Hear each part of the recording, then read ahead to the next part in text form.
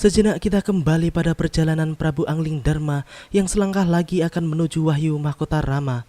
Saat itu, sang Prabu pun semakin jauh meninggalkan Malwapati ke daerah Kulon, dan ia pun sampai pada gapura sebuah desa yang bernama Dukuh Randusari. Tiba-tiba, ia pun melihat seorang anak kecil yang berlari menghampirinya sambil berteriak-teriak meminta tolong. Anak itu pun langsung melompat ke atas kuda sang Prabu Angling Darma dan meminta pertolongan karena ayah dan pamannya dihajar oleh penjahat Kala Abang dan anak buahnya. Setelah itu, mereka berdua pun segera menuju tempat kejadian tersebut. Tolong bapak dan kakak saya, Raden. Kenapa mereka? Mereka dihajar Kala Abang dan anak buahnya. Kala Abang? Siapa mereka? Mereka penjahat. Di mana mereka? Di sana, Raden. Ayo. Di sebuah rumah berukuran cukup besar, tampak seorang ibu yang menjerit-jerit meminta tolong karena melihat keluarganya dibantai oleh Kala Abang dan anak buahnya.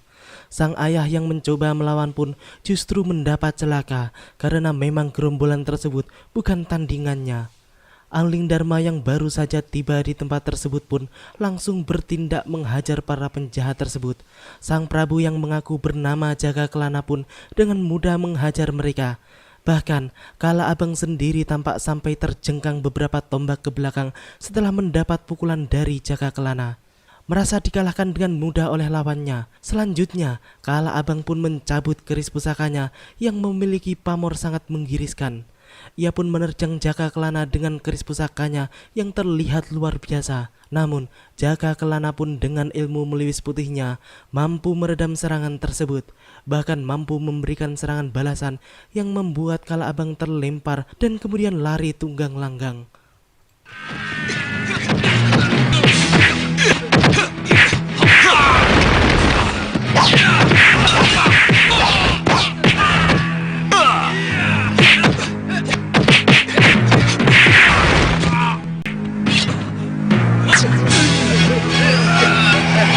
Bapak, dia Jaga Kelana.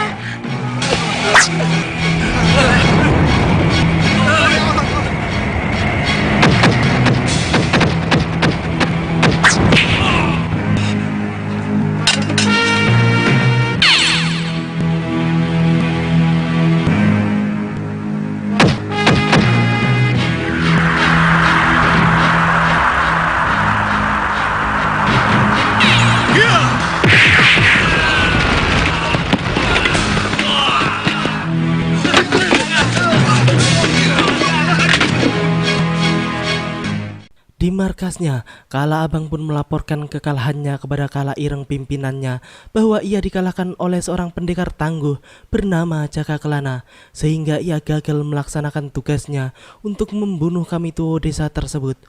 Namun, Kala Ireng pun tak percaya bahwa satu orang saja mampu mengalahkan Kala Abang beserta para anak buahnya yang rata-rata berkepandaian lumayan tinggi. Dan kamu, kenapa dengan pendekar Jaga Kelana itu? Jangan dia tidak pernah kita dengar namanya. Pendekar itu sangat kuat, Kang. Dia sangat... Dengar dulu penjelasan saya, Kang. Sudah. Aku tidak butuh penjelasanmu. Yang butuhkan sekarang pulihnya naga kalian. Yang berkobar di dada saat ini bagaimana mempendekar Jaga Kelana dan Kamituo itu. Di hari itu, Jaka Lendung, kekasih dari Galih, gadis anak Kamituo, pergi ke rumah calon mertuanya untuk mencari Galih yang menurut kabar bahwa kekasihnya tersebut sering pergi berdua dengan Jaka Kelana. Hal tersebut jelas membuatnya cemburu, sehingga ketika ia tidak menemukan Galih di rumahnya, ia pun tampak sangat kecewa. Ia pun kemudian menanyakan tentang keberadaan pendekar Jaga Kelana pada Kamituo dan istrinya. Namun, ia pun tidak mendapatkan jawaban yang memuaskan. Jaka Lendung sebenarnya sedang terbakar api cemburu karena ia merasa bahwa kekasihnya tersebut tengah bermain serong pada Jaga Kelana. Di mana, Nyi? Tadi ada, cuma sekarang kemana ya?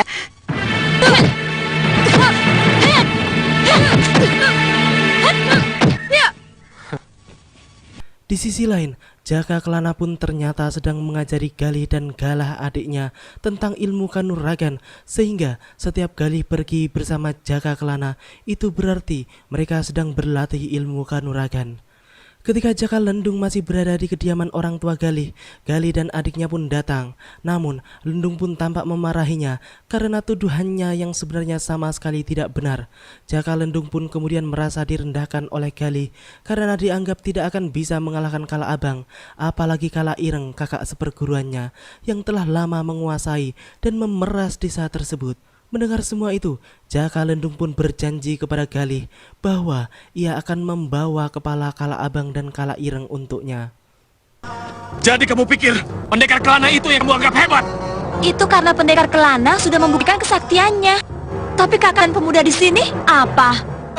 Kamu... Kakak, duku ini dan sekitarnya sudah lama menjadi sapi rahan oleh Kala Abang dan Kala Ireng. Apa salahnya kalau kita menerima uluran tangan pendekar itu? Aku ingin buktikan. Aku bisa seperti pendekar itu. Akan kubawa kepala Kala Ireng untukmu. Tunggu ya. Tunggu Kakang. Kakang akan membawa kepala Kala Abang dan Kala Ireng untukku. Ya. Hah! Jaka Lendung pun kemudian langsung melaju bersama Lamborghini-nya untuk menyatroni markas Kala Ireng. Teriakan Galih yang mencegahnya pun sama sekali tak dihiraukannya. Semua itu demi harga dirinya. Angling Dharma yang baru sampai di tempat tersebut pun dimintai pertolongan oleh keluarga Galih supaya bisa mencegah kenekatan Jaka Lendung yang akan menyatroni langsung markas Kala Ireng. Ia pun kemudian langsung mencegat Lendung dan bertanya tentang tujuan Jaka Lendung. Jaka Lendung pun kemudian terlihat sangat marah karena ada yang menghalangi tujuannya yang sedang memperjuangkan harga dirinya tersebut. Jaka Kelana pun kemudian memperingatkan Jaka Lendung bahwa yang akan ia hadapi adalah bukan tandingannya, sehingga hal tersebut justru membuat Jaka Lendung tambah marah. Ia pun langsung menyerang Angling Dharma dengan keris andalannya. Namun hanya dengan beberapa gerakan saja, Jaka Kelana pun dengan mudah melumpuhkan Jaka Lendung yang kemudian langsung pingsan. Jaka Lendung, lebih baik batalkan niat. Kembalilah pada Galih. Aku ingin tunjukkan pada Galih bahwa aku juga bisa seperti kamu. Minggir! Ah! Ya! Ya! Ya! Ah! Ya!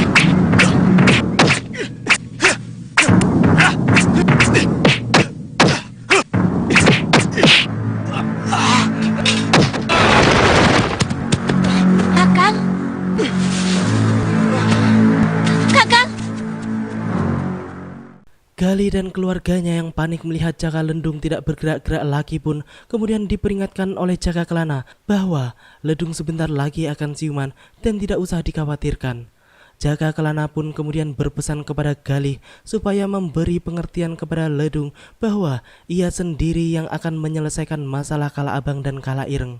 Jaka Kelana pun berpesan kepada Galih bahwa ia harus menjelaskan mengapa ia sering pergi dengan dirinya, dan yang terpenting adalah kini ilmu kanuragan Galih berada jauh di atas Jaka Lendung. Setelah itu, Jaka Kelana alias Prabu Angling Dharma pun segera pergi menuju markas Kala Ireng seorang diri. Lendung, jangan khawatir. Sebentar lagi dia akan siuman. Katakan padanya kalau dia sudah sadar. Urusan Kala Abang dan Kala Ireng, aku yang menyelesaikannya. Baik, Raden.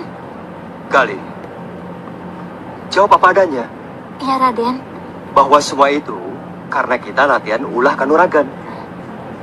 Kalau perlu tunjukkan padanya bahwa ilmu yang kini kamu kuasai di atas kemampuannya.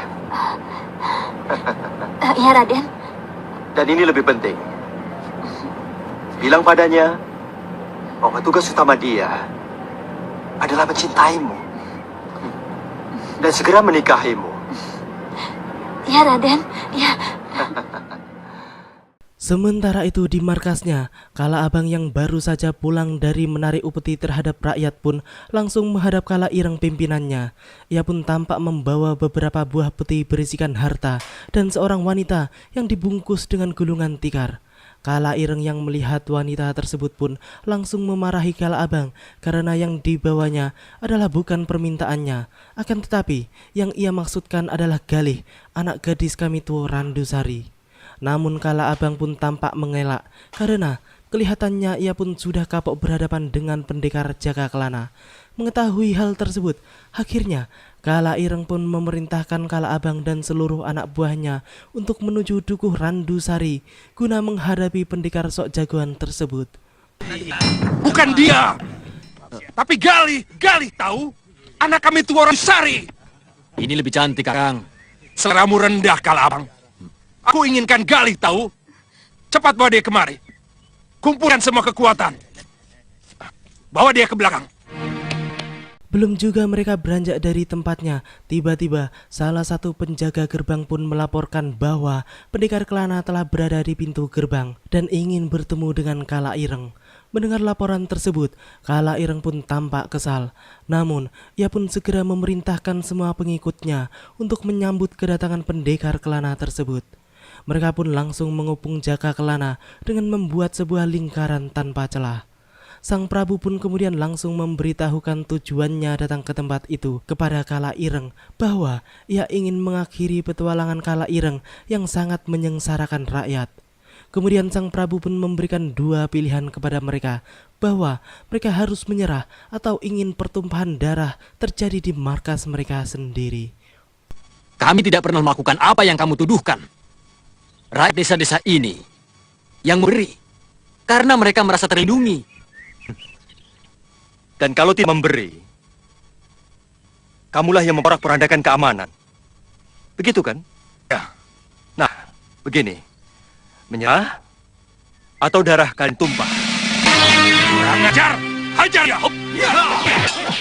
Kala Ireng yang tidak terima mendengar semua itu pun langsung memerintahkan seluruh anak buahnya untuk mengeroyok Jaka Kelana. Namun dalam beberapa gebrak saja banyak sudah anak buah mereka yang tumbang. Hal tersebut membuat Kala Ireng gentar. Ia pun berbisik kepada Kala Abang bahwa mereka telah mengundang bencana, yang artinya bahwa mereka telah berbuat kesalahan besar karena ternyata Jaka Kelana berilmu sangat tinggi. Akan tetapi, mereka tidak memiliki waktu lebih banyak lagi karena tampaknya sebentar lagi anak buah mereka akan habis. Kala Abang pun kemudian melompat menyerang Sang Prabu dengan ganas. Akan tetapi, dengan sekali gebrak saja, Sang Prabu pun bisa menundukkan Kala Abang.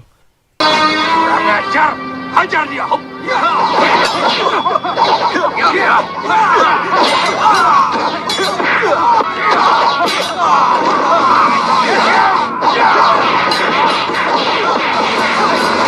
Kamu telah mengundang bencana, Kala Abang. Iya kan? Ayo hadapi. Baik kakak. Ayo.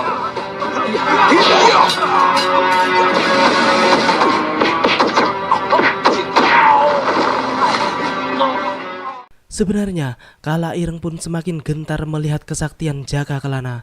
Melihat Kala Abang telah tumbang, maka mau tak mau ia pun turun tangan langsung menghadapi Jaka Kelana. Dengan jurus-jurus andalannya, ia pun berusaha mendesak lawannya. Namun, semakin lama, ia pun nampak semakin kesulitan dan justru beberapa pukulan Jaka Kelana mendarat di tubuhnya. Kala Ireng pun kemudian mengeluarkan senjatanya yang berupa sebuah pedang setan yang berkilauan. Dengan senjatanya tersebut, ia pun kembali bersemangat untuk menggempur Jaka Kelana. Namun, lagi-lagi Jaka Kelana dengan tenang menghadapi serangan-serangannya. Hingga kemudian, pukulan tenaga dalam Jaka Kelana mampu menghancurkan pedang setan Kala Ireng. Dan pedang yang kemudian berubah menjadi kala jengking tersebut pun meledak dan hancur. Sehingga membuat Kala Ireng terluka parah.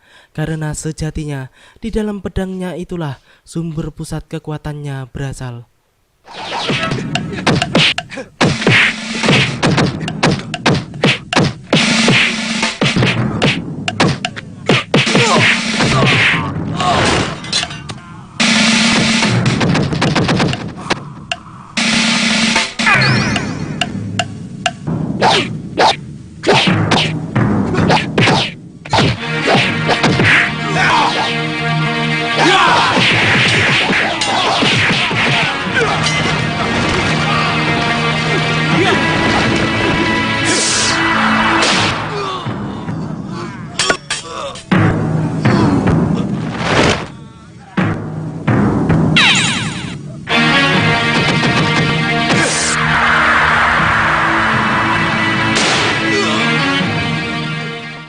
Setelah pertempuran tersebut selesai dan dimenangkan oleh Jaka Kelana alias Prabu Angling Darma, kemudian Kala Ireng dan Kala Abang beserta seluruh anak buahnya pun menyerah, dan atas dasar perintah serta saran dari Jaka Kelana bahwa mereka harus bertobat dan kembali ke jalan yang benar. Akhirnya mereka semua pun menyanggupi saran dari pendekar Kelana tersebut untuk meninggalkan semua jalan kesesatan yang selama ini mereka lakukan. Galah yang sedari tadi memperhatikan dari jauh pertempuran tersebut pun menjadi sangat bersyukur karena ia menyaksikan sendiri bagaimana Kala Ireng bertekuk lutut di hadapan pendekar Kelana, dan yang lebih penting adalah bahwa orang-orang sesat tersebut pun mau bertaubat dan menyadari kesalahan-kesalahannya. Kalian itu hanya karena ilmu hitam yang kalian miliki. Cepat tinggal semuanya. Ya, kami akan mengikuti saran pendekar.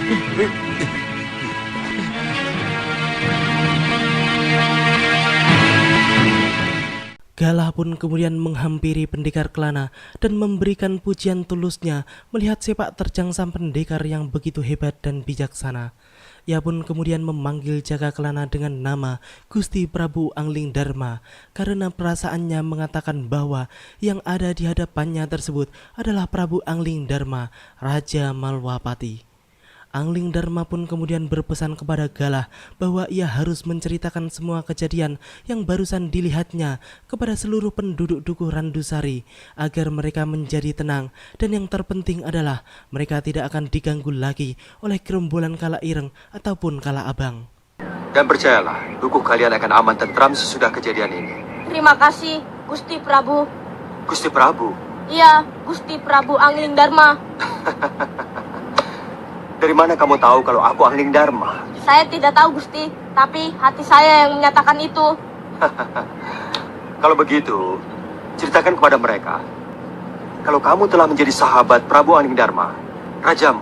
Baik, Gusti. Galah, aku punya kenang-kenangan. Pakailah.